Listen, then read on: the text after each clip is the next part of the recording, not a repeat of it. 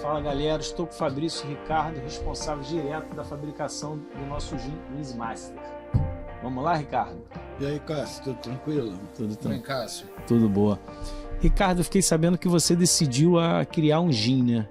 Tu sempre foi apreciador de gin, sempre gostou para tomar essa decisão? Nos últimos 25 anos eu trabalhei na área de destilados, né? Junto a vários clientes aqui do Rio de Janeiro, São Paulo, Minas, né? Chegou um momento em que nós vimos, dentro desses estudos iniciais, de que seria mais interessante a gente montar uma fábrica de destilados. Essa fábrica é no Rio de Janeiro mesmo? Foi feita? Sim, aqui no Rio de Janeiro, aqui no bairro da Taquara. Bacana. Então, com isso, nós partimos para fazer o projeto dessa fábrica, né, para ver a viabilidade realmente de se valia a pena mesmo fazer ou não. Né? Porque eu sugeri que fosse a gente partisse para os destilados. Porque devido ao conhecimento e tudo que eu já tinha, né, nessa área ainda tenho muitos amigos e tudo, ficaria mais fácil uma abertura de caminho futuro, né? Desde que fosse um produto também de extrema qualidade. Então nós fizemos esse projeto, né, com a ajuda de vários outros profissionais, engenheiros, arquitetos, e, enfim, toda essa gama de profissionais do ramo, no caso de montagem, de projetos de meio ambiente, tudo isso. Isso foi em final de 2019. Caramba! Aí, em 2020, veio a pandemia, mas a gente já estava com o projeto Já pronto. tinha começado a obra, não? Na fábrica já estava? Não, no final de 2019, nós já começamos a comprar os primeiros equipamentos. Né? Então já fizemos a compra do alambique a vácuo, mais alguns tanques, e começamos em 2020, mais para maio de 2020, mais ou menos nessa fase aí, a montar a parte civil dentro do galpão existente. Quer dizer, fazer uma adequação do galpão existente, que não tinha nada, era só um galpão. Fez do zero, começou a obra do zero. Obra do zero e adequar... Documentação, vigilância, tudo. E a própria adequação física do que a legislação de bebidas exige para uma fábrica desse porte. Né? Então nós fizemos toda essa parte de montagem em 2020, em plena pandemia. Né? Momento difícil, né? Com obra. Com muita obra, muita correria, chegando equipamento de caminhão, de São Paulo, de Minas, não sei de onde. O caminhão chega às 5 da manhã, o outro chega às 3 da tarde, o outro chegava sei lá que horas. Enfim, depois tinha que alugar muque para poder puxar os equipamentos, para lá para dentro do galpão. Correria. Montando base para que esses equipamentos pudessem ficar em cima dessas bases, enfim, fazendo toda essa adequação, né? E ainda mais criando uns prédiozinhos internos para proteger melhor a parte de botânicos, a parte de engarrafamento, de envases, essa parte toda. Eu ouvi tu falando de a vácuo. Você trabalha com destilação a vácuo? Tem alguma coisa, um diferencial que vocês têm no mercado nacional? Você pode me explicar um pouquinho melhor?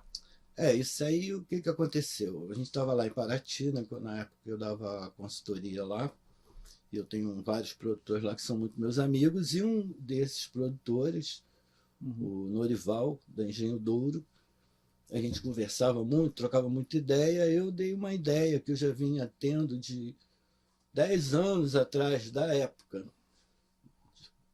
época, quanto 10 anos para trás, onde eu trabalhei num projeto de fabricação de álcool, lá no Paraná, que era fabricação por destilação a vácuo.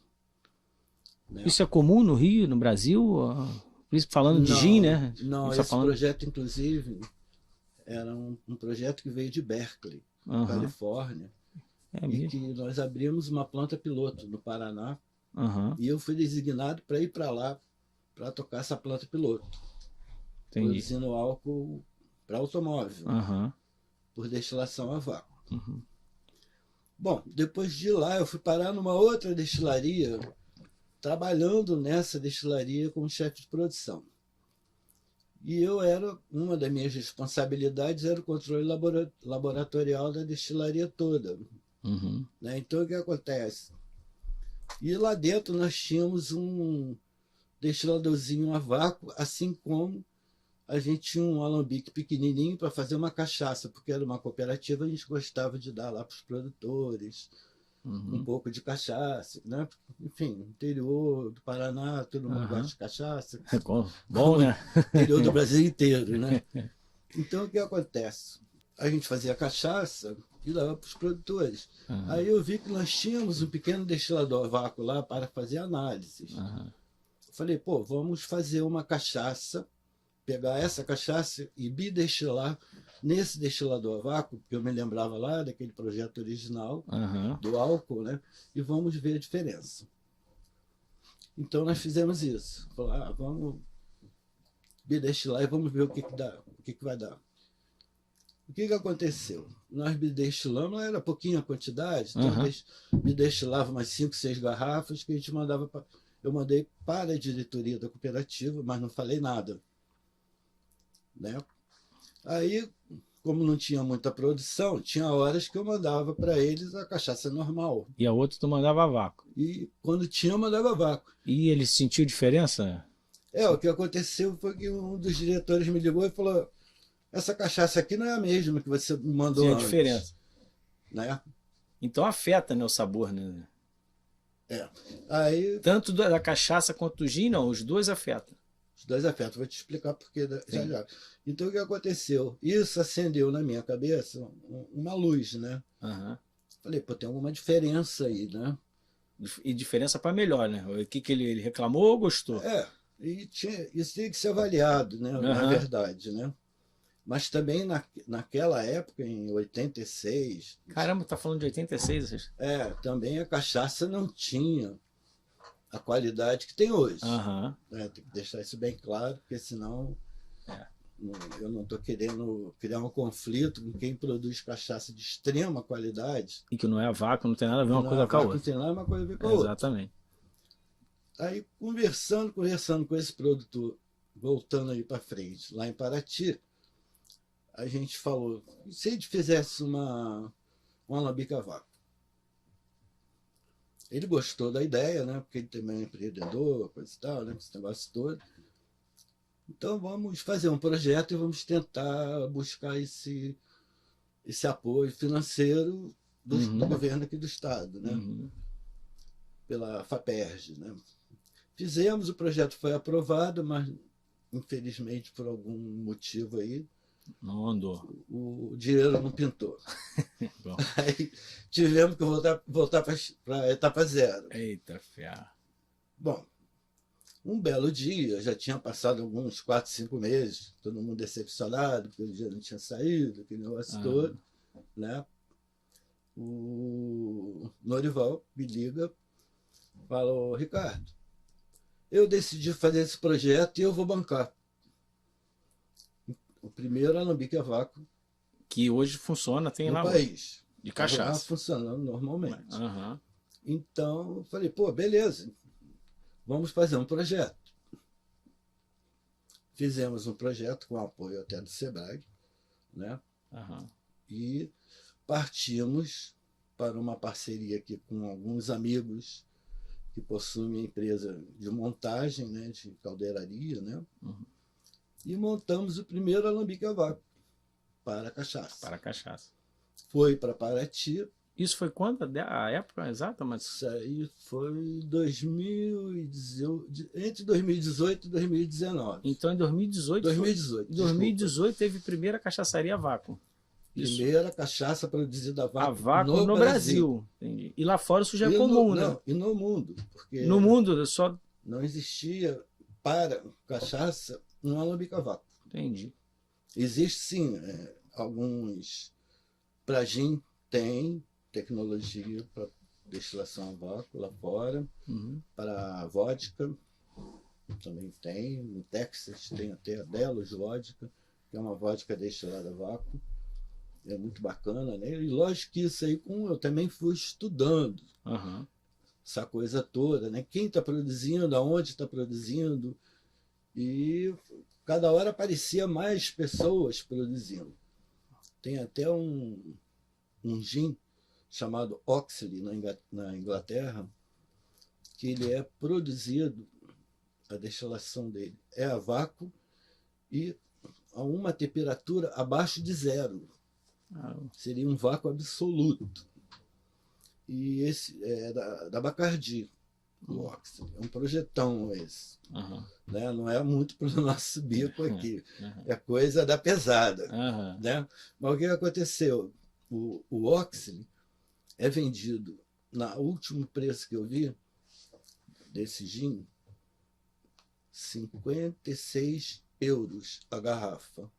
Sendo que o Oxley normal, atmosférico, usual, é 17 euros. Pô, a diferença quase o triplo.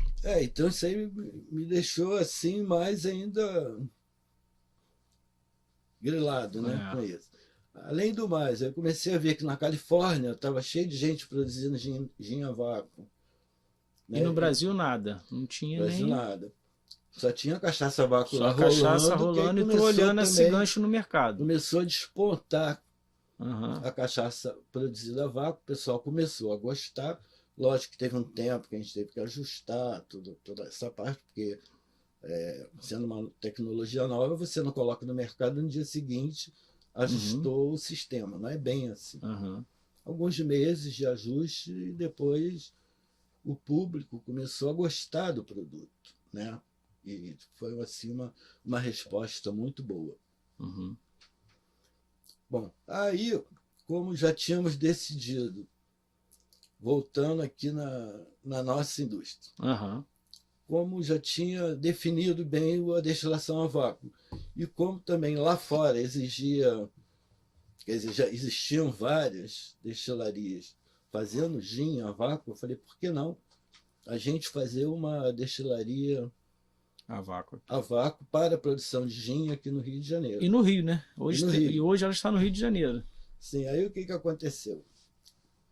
Eu convenci o Marco Miranda, que é meu cunhado e minha irmã, que a gente deveria tentar partir para esse primeiro alambique de gin a vácuo aqui no país. Porque eles toparam logo de saída. Não, está com você tem um conhecimento, coisa e tal. Então, nós partimos com um outro projeto, de um outro alambique, que não é idêntico ao que está em Paraty, que agora é um alambique multifuncional. Ele pode produzir gin, pode produzir cachaça, pode produzir uma série de bebidas alcoólicas. Whisky. Tem também o whisky destilado a vácuo no exterior. Tem. Enfim. Então partimos para esse projeto com a mesma empresa parceira que fez o alambique a vácuo lá de Paraty. Para fazer o gin de vocês aqui no Brasil. Isso, vamos partir. Isso você legalizou todo o processo da sua empresa de gin a vácuo aqui hoje. Não, a empresa é totalmente legalizada, ela não tem nada. E se eu quiser montar uma empresa dessa, eu consigo? De a vácuo assim? Ir lá e como é que eu faço isso? Ou não? Aí no caso teria que se fazer o projeto, né? Ser um projeto para poder conseguir. Hoje é patenteado, né? É patenteado isso, né? Essa patente, o pedido é meu de patente. Ainda está lá no INPI, né? Sim. Eu tenho uma empresa de advocacia que cuida dessa parte da patente, está no meu nome, tudo. E, enfim, a gente tem que patentear, né? Assim, a gente fez uma invenção. E essa invenção está dando certo. Sim. Nada mais justo que você patenteie a sua ideia. Sua ideia que sua, né? Que você fez isso. Sim. Então aí foi aí que surgiu o alambique a vácuo. Entendi. Também para o gin. Ricardo, como uma destilação a vácuo ela afeta os sabores de um destilado, do gin, do Smaster? O que faz? O que muda? Bom, para isso eu tenho que te contar primeiro o que ocorreu na cachaça. Sim. Porque até isso foi o ponto de partida para a gente fazer a destilação a vácuo para o Smaster. Entendi. Né, no caso. Sim. Então, nós fizemos lá a cachaça, destilada a vácuo, né, e mandamos. Houve diferença. Né? Ela ficou com mais sabor de cana, isto é, trazendo produtos que estão lá no caldo de cana e que normalmente quando você destila num alambique a uma temperatura maior, que é 90 graus, 90, até 94 graus, alguns desses produtos se degradam. Uhum. É a mesma coisa, se você botar um ovo dentro de uma água quente, quando der 60 graus ele fica todo duro, porque as proteínas que estão ali se degradam e acabam ficando deterioradas, alteram suas estruturas lá moleculares e tudo, e acabam se degradando e não ficam mais solúveis. Entendi. Então você vai tirar a água e o ovo vai ficar lá, não está mais solubilizado ali dentro, né? Bom, enfim, nós mandamos a cachaça destilada a vácuo para várias pessoas especialistas em análise sensorial. Uhum. E eles, comparando com uma cachaça normal, digamos assim, verificaram que existiam outros aromas e sabores que eram muito característicos dessa cachaça a vácuo.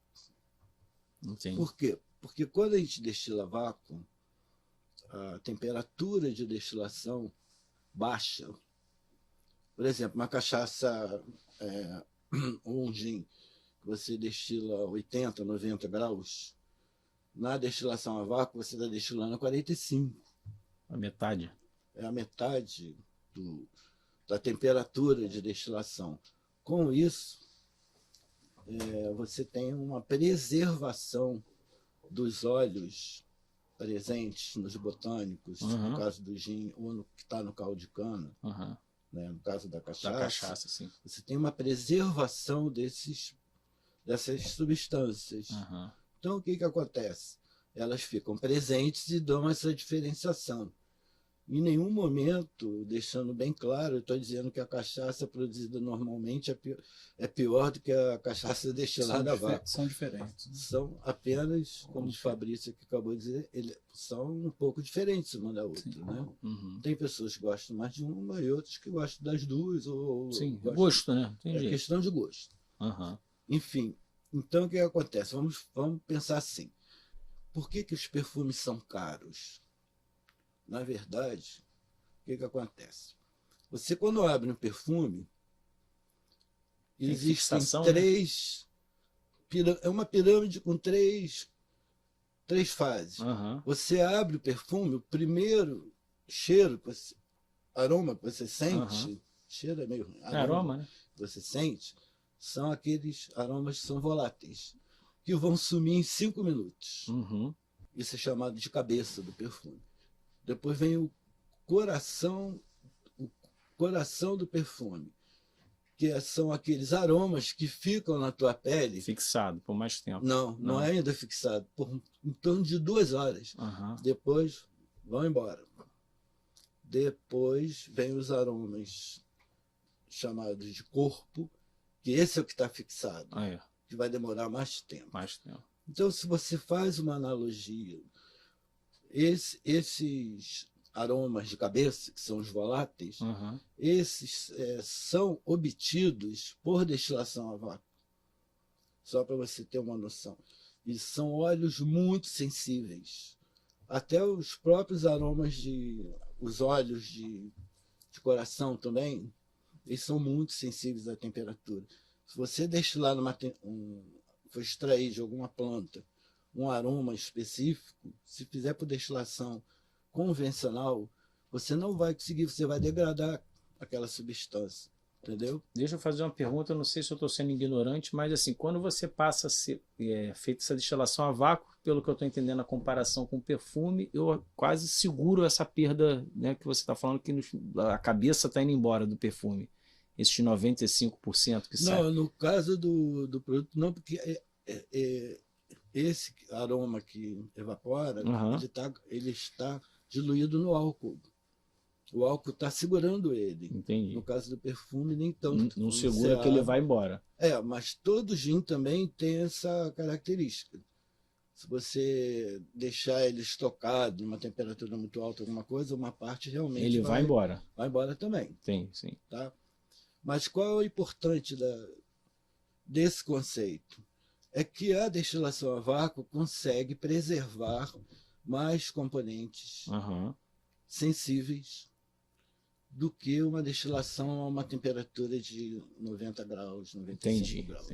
Essa é a diferença básica dos dois processos, dessa tecnologia. Tá? Então, o basicão é isso.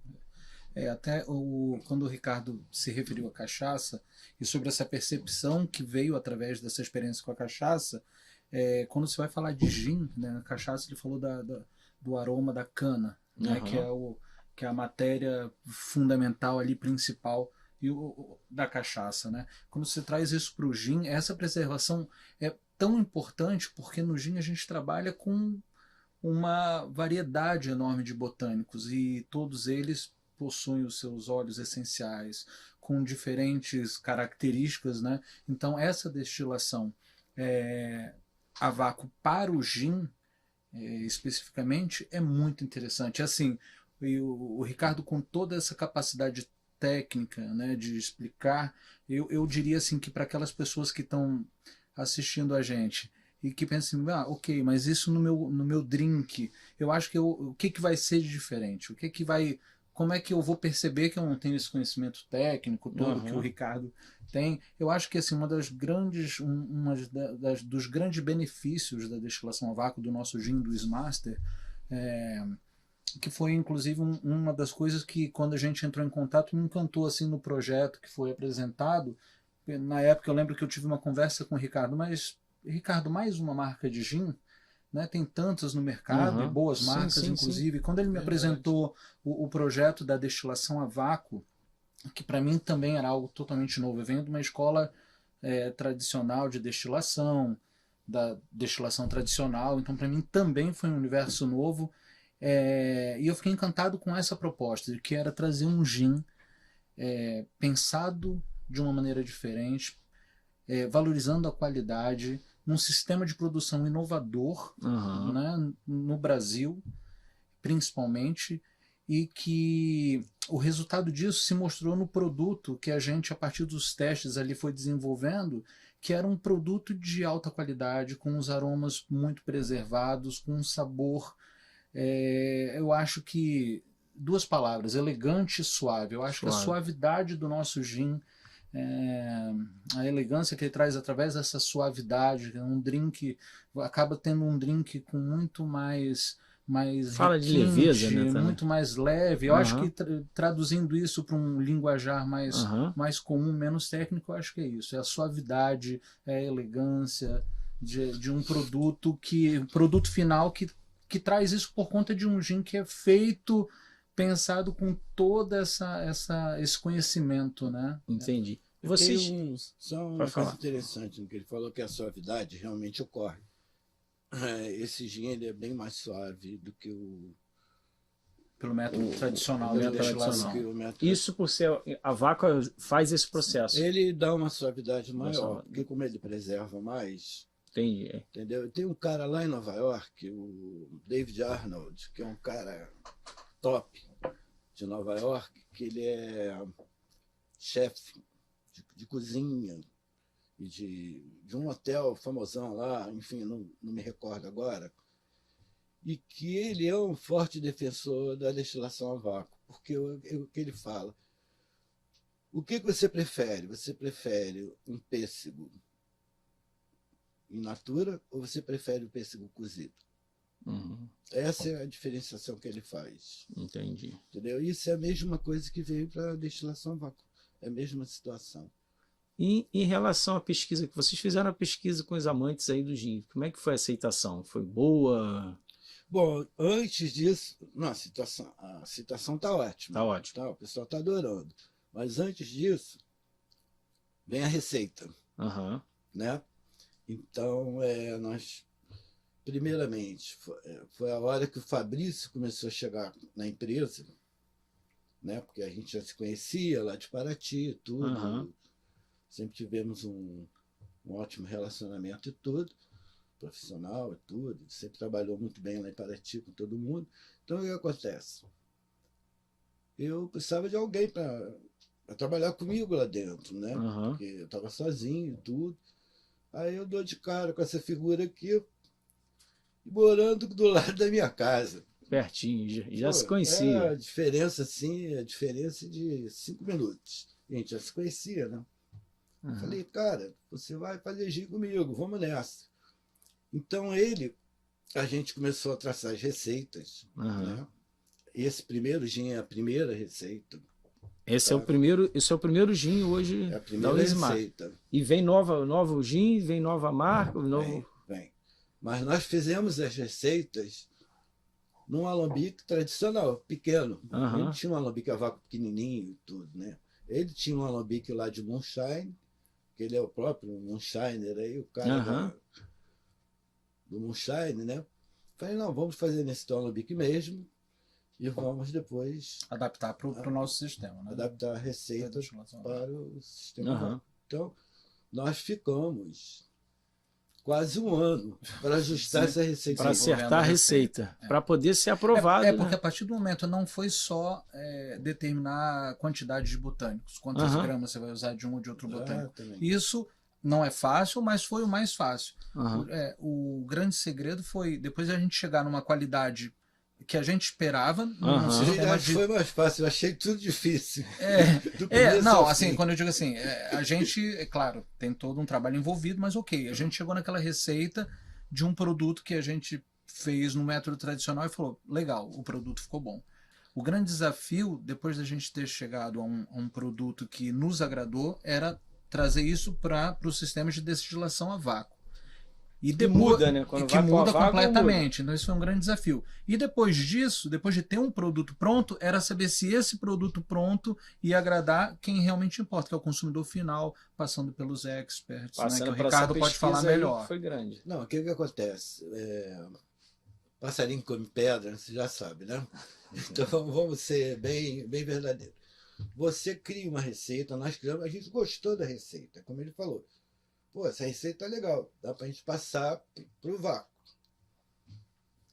Mas é aquela coisa, nós não somos donos da verdade. Existem pessoas que trabalham com análise sensorial, saca tudo de sabor e aroma.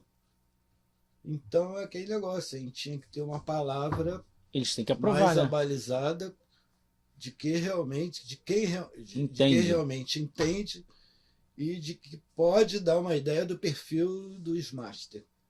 Provação final dos Master, como é que foi? Então, como eu já tinha tido algumas aulas, fiz alguns cursos com a Aline Bortoleto, lá da Exalc, de Piracicaba. Quem é essa Aline Bortoleto? A Aline Bortoleto é uma... Falando que eu não conheço, eu estou fora do segmento. Ela é uma engenheira de alimentos, tá? Mas tem enfim, uma série de coisas em análise sensorial, conhece tudo de bebidas. Ela é a referência, né? É uma das grandes referências do Brasil. Ela estudou na França, bebidas, enfim.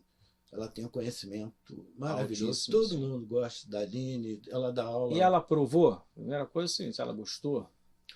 Não, ela fez assim, tipo, uma mentoria. Quando nós passamos para a fase de vácuo, né? Assim que nós fizemos a primeira, a segunda carga de gin, eu mandei uma amostra para ela. Falei, agora vamos para a hora da verdade. Né? Ela tem que passar no crivo dela. Sim, aquela coisa, ele tem que ser humilde, como falam. Sim, não tem essa de... Tem que ajudar. Não, todo mundo se ajuda, tem que... Com certeza. Então, vamos passar para os experts. Ninguém faz nada sozinho nessa vida. Então, nessa hora, nós passamos a bola para frente. Né, inclusive, a Aline ela foi uma das mentoras da Bag Gin, que é um gin maravilhoso que tem no mercado. Sim. Então, eu até responsável técnica de lá. Aline, se eu estiver falando besteira, você me corrige. Enfim, o que aconteceu? Eu mandei as 2 cargas de gin para ela e ela fez toda uma perfilação, que eram um pouquinho diferentes, né? Que a gente estava ainda fazendo o teste da receita, né? Então a gente aumentou um pouquinho aqui, um pouquinho ali. O ajuste fino. É um ajuste fino, né? Exatamente. E passei ali, o que você acha desse gin, o que você acha desse? E ela falou, olha, prefiro mais esse, mas talvez você fizesse isso, fizesse aquilo, coisa e tal. E também tinha um problema do álcool neutro, que é a coisa mais complexa no gin, porque o gin trabalha com álcool neutro. Mas a qualidade do álcool neutro é, assim, de extrema importância. Uhum. E a gente, no início, nós adquirimos um álcool neutro que eu mesmo não achei bom. Até comentava muito com o Fabrício que esse álcool aqui não está agradando. Tem alguma coisa errada nesse álcool. Coisa e tal. Então, após essa perfilação, essa mudança, né? Lá do pessoal da Exalc, da Aline, mais especificamente, nós passamos a buscar um outro álcool neutro de mais qualidade, e aí consultamos outras pessoas, amigos nossos. Nós temos grupos de WhatsApp de fabricantes de bebidas, destiladores caseiros e por aí vai. E aí surgiu uma outra empresa que deu aquele álcool que a gente queria. O álcool mais neutro mesmo. Neutro mesmo, que você estava buscando. Neutro mesmo, né? Então aí ficou tranquilo da gente fechar a receita. E aí surgiu o Smaster, que o pessoal está adorando. Né? Aceitação que eu estou sabendo é grande no mercado. Muito grande. Muito grande. Muitos elogios, estou vendo comentários. Isso, a gente está conseguindo. Lógico que a gente começa sempre com a roda dos amigos, né? Mas é assim, né? Um vai indicando, vai andando. Aí vai chegando, a gente está conseguindo já vender uma quantidade boa, já está saindo bem no mercado. Tá vendendo. E como é que eu faço para comprar? Né? Tá vendendo, tá bom, a história tá boa, mas como é que eu acho aqui esse dia? Eu quero comprar isso hoje, como é que a gente faz?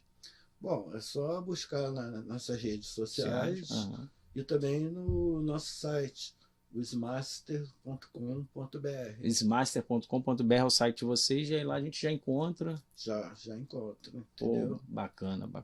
E nas nossas redes sociais também, como o Ricardo falou.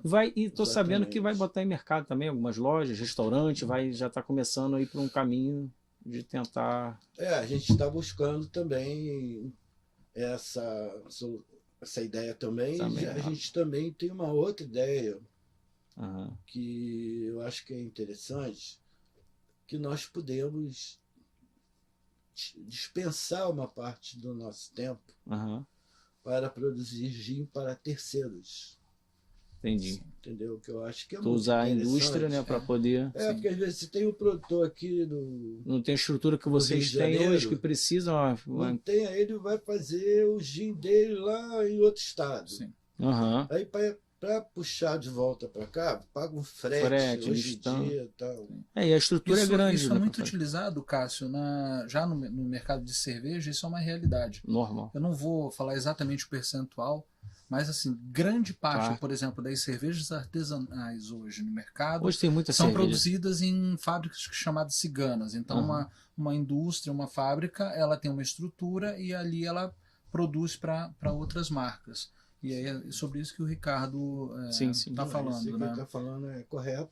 Assim como já existe, está acontecendo para o gin também, né? Agora, sim. Tem até, no caso da cerveja, tem até gente que chega com o caminhão, entra na indústria, faz o invase para o cara que fez a cerveja. Sim. Ele não tem a parte de engarrafamento lá. Sim.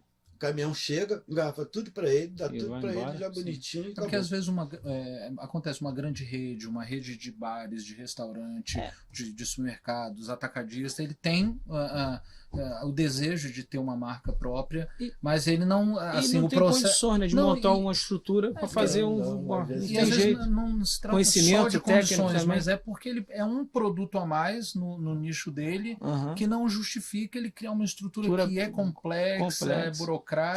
Então é muito mais fácil ele terceirizar isso, e hoje a nossa destilaria ela proporciona também essa possibilidade para essas pessoas que têm esse desejo também. Desde que o produtor que esteja interessado, o futuro produtor que esteja interessado em fazer um contrato conosco, que a bebida que ele deseja fabricar não precisa ser só gin. Nós temos estrutura para outros tipos de bebidas, tá? Mas só tem que estar adequado, a adequação tem que bater com o que nós temos lá. Entendi. Não adianta chegar um produtor lá, a minha infusão vai demorar 20 dias, depois eu vou redestilar. Aí é cada negócio, né? Tu vai ter que, tem que ser uma sentar coisa que para gere poder... produtividade e avaliar qual contrato a gente pode firmar. Mas sempre pensando no produto final, na qualidade, que é aquilo que a gente se propõe, e a nossa indústria, a nossa fábrica, a nossa destilaria, ela é isso. Só sai de lá produto com qualidade. Pô, bacana, Fabrício. Em termos de qualidade, inclusive, além de ter esse apoio da parte da sensorial, nós também temos o apoio de um laboratório que analisa o gin na parte química para ver se está tudo dentro da legislação. Sim. Então, nós temos todos esses cuidados, com a parte sensorial, com a parte físico-química, entendeu? Temos o laudo da análise, só colocamos no mercado quando o produto está... Temos todos a parte, né? Até o final já tem tudo 100% organizado. Foi um prazer, Fabrício, estar com você, Ricardo. Prazer. Esse bate-papo e tomar essa aula aqui. E se alguém quiser procurar a gente, estamos lá, easmaster.com.br.